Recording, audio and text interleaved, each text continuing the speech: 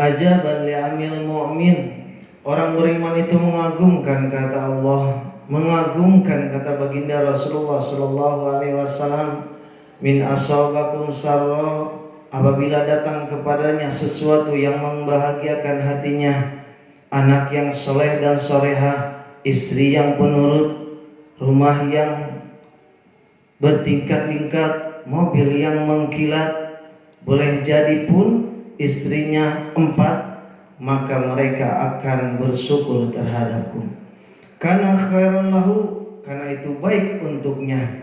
Karena janji Allah, la in syakartum la azidannakum wa la in kafartum inna adzabi lasyadid.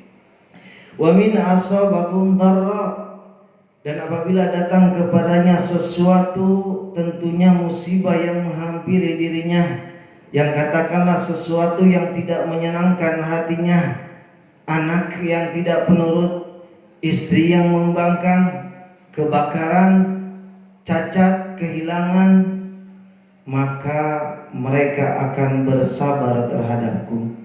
Karena khairallahu, karena itu juga baik untuknya. Karena di antara syukur dan sabar, ia akan terbang menuju kehadirat Allah Subhanahu wa taala. Dan orang yang bersabar pun itu pahalanya lebih besar daripada orang yang bersyukur.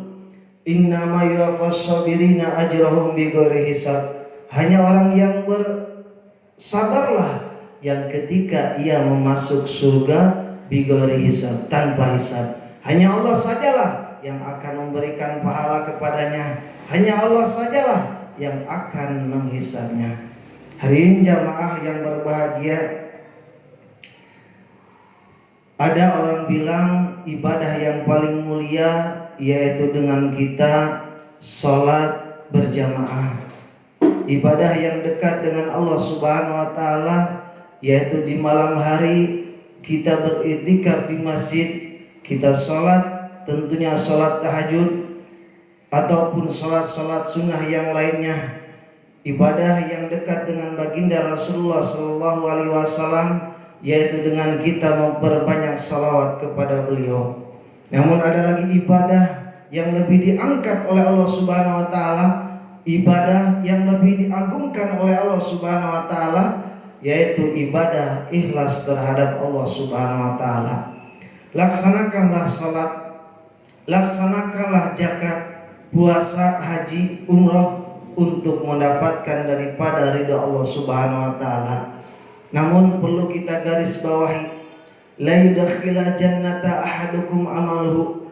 Engkau tidak akan masuk surga karena amalmu.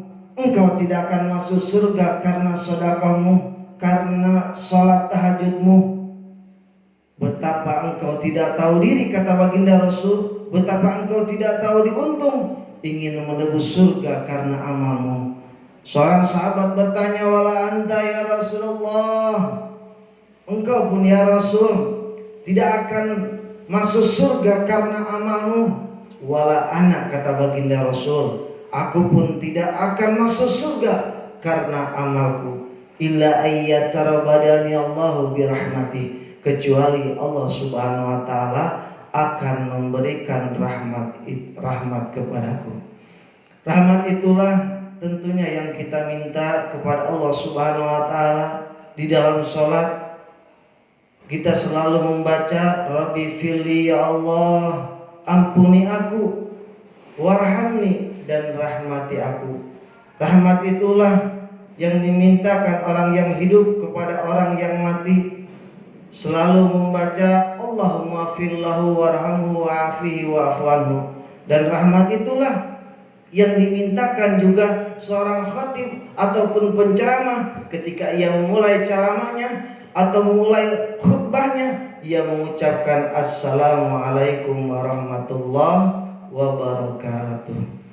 Hari ini jamaah yang berbahagia, demikian yang saya dapat sampaikan. Mudah-mudahan bermanfaat. Benarnya itu daripada Allah Subhanahu wa taala, dan apabila tentunya ada salahnya itu kebodohan kami.